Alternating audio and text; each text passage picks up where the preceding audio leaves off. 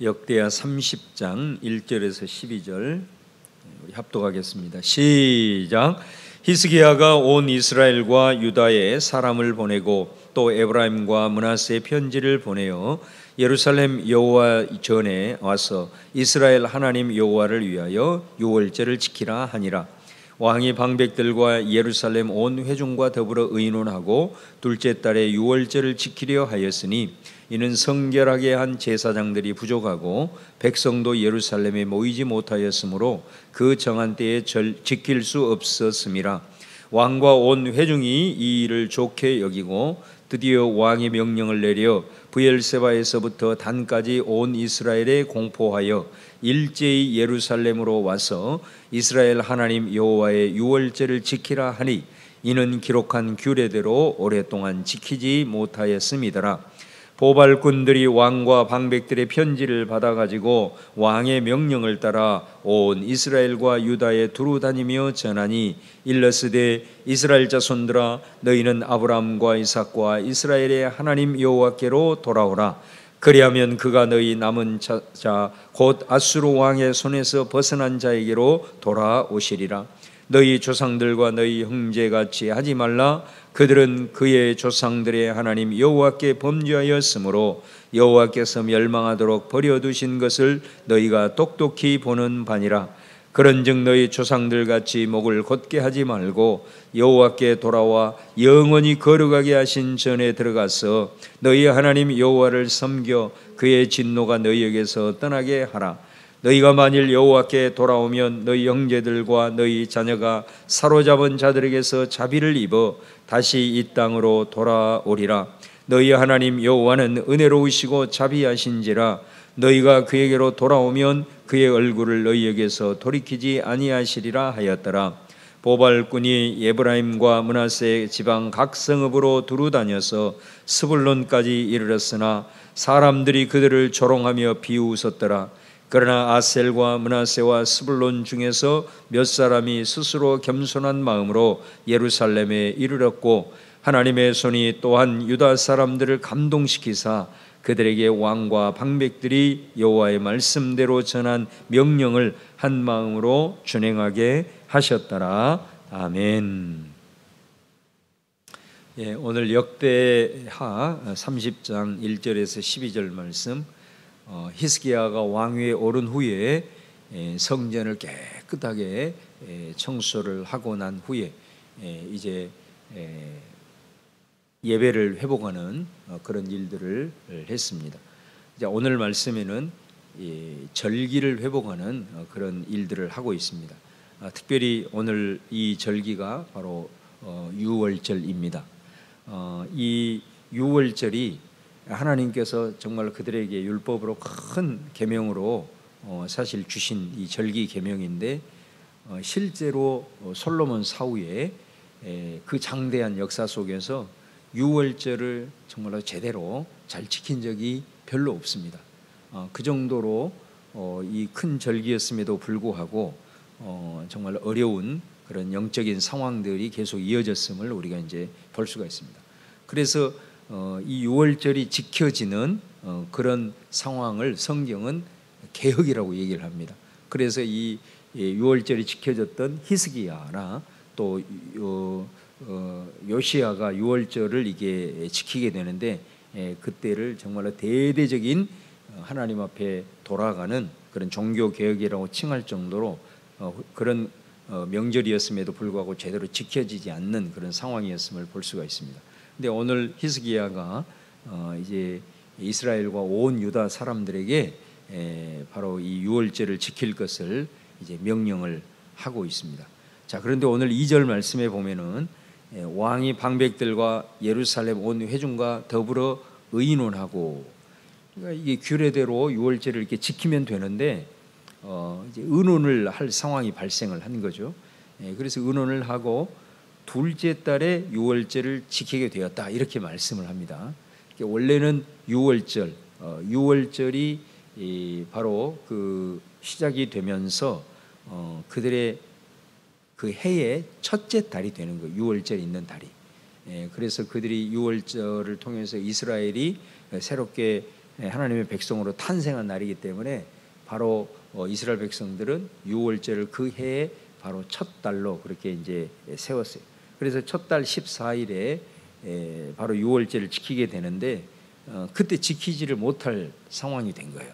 그래서 둘째 달, 다시 말하면 2월 14일 날 이렇게 지키게 되었다 이 말이죠.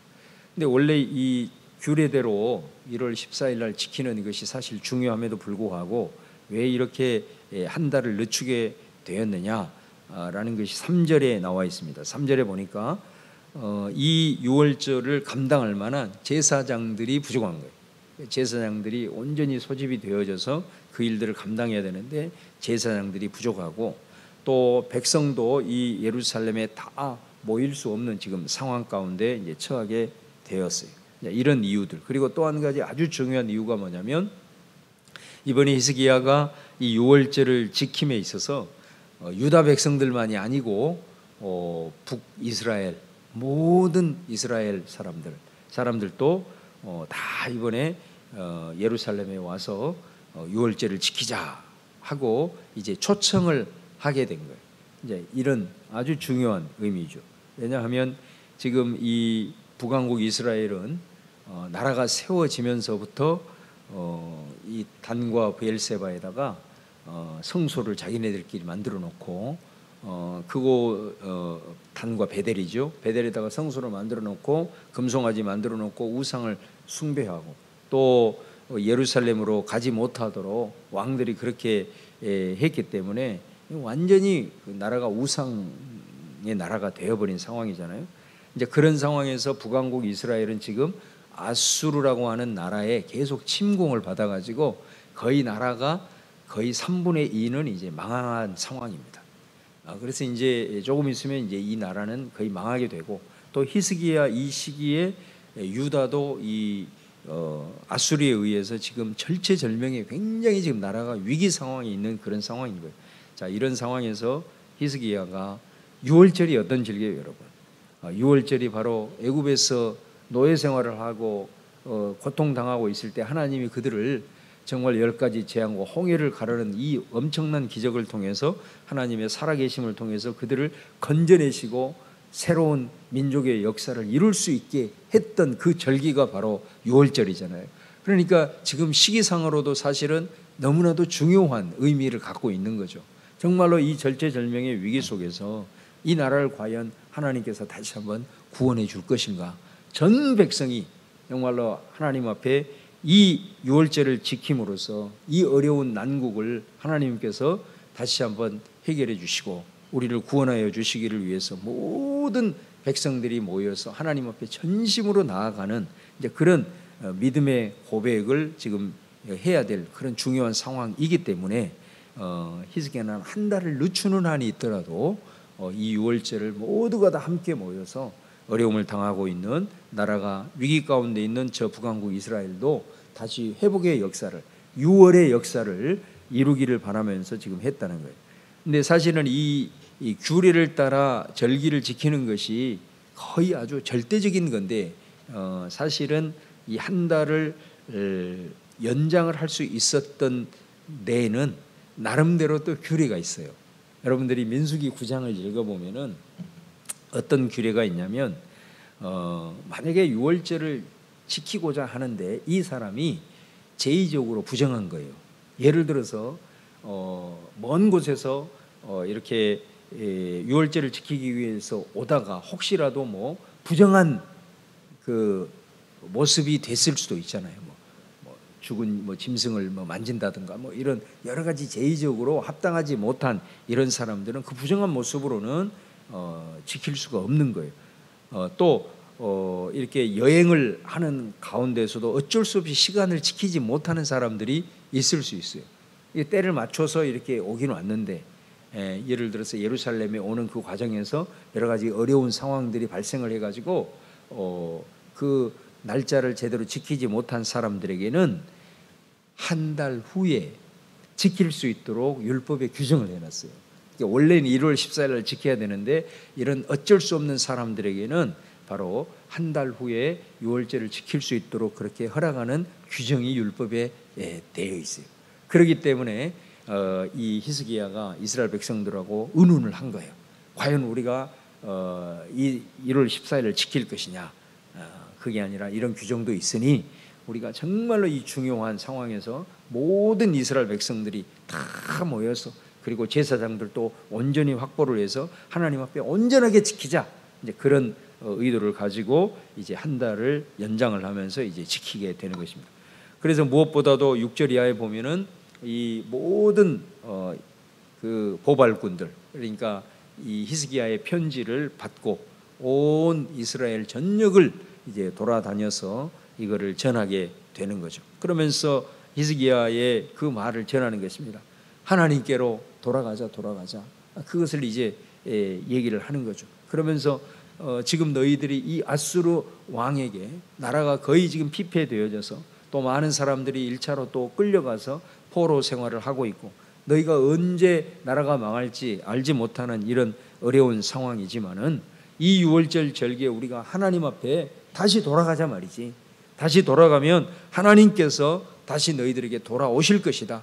그리고 포로된 자들, 그리고 사로잡은 자들도 우리 하나님께서 함께 하시면은 그 사로잡힌 곳에서 다시 돌아와서 자비를 입어서 이 땅으로 돌아오게 할 거다라고 간절한 마음으로 히스기야가 이 북이스라엘의 백성들에게 동참을 한 거죠. 이번 기회에 너희들이 각 곳곳에 산당을 만들어 놓고 섬겼지만은 우리가 하나님을 섬기는 성전은 예루살렘 성전 하나님으로 우리가 그 말씀을 다시 한번 회복해서 이 일에 동참하기를 간절하게 부탁을 하면서 너희들이 하나님 앞에 돌아올 것을 이제 요청을 하게 된 거죠.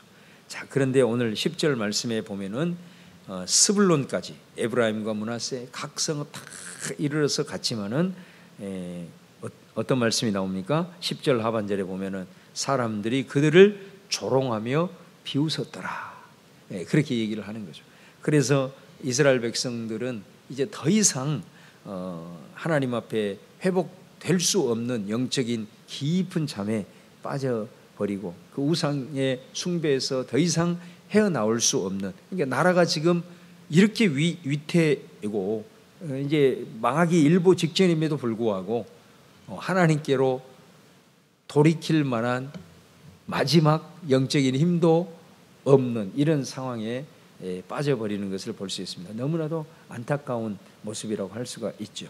그러나 11절에 보면은 아셀과 므낫세와 스불론 중에서 아주 소수의 사람만 겸손한 마음을 가지고 예루살렘에 와서 이 유월절을 지키고 있는 것을 우리가 이제 볼 수가 있습니다. 결국은 여러분 어떻습니까?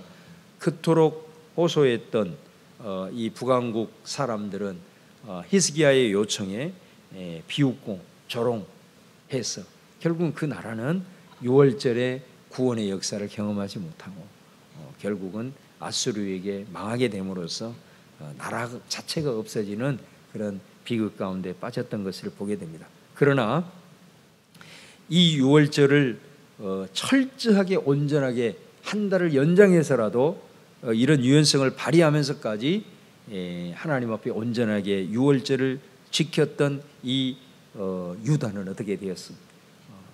그 어마어마한 대군이 쳐들어왔을 때 바로 하나님께서 함께 하셔서 진짜 그들이 하나님 앞에 신앙으로 고백하고 하나님 앞에 돌아와서 이 유월절을 지켰던 그 유월의 역사가 실제로 일어난 거죠.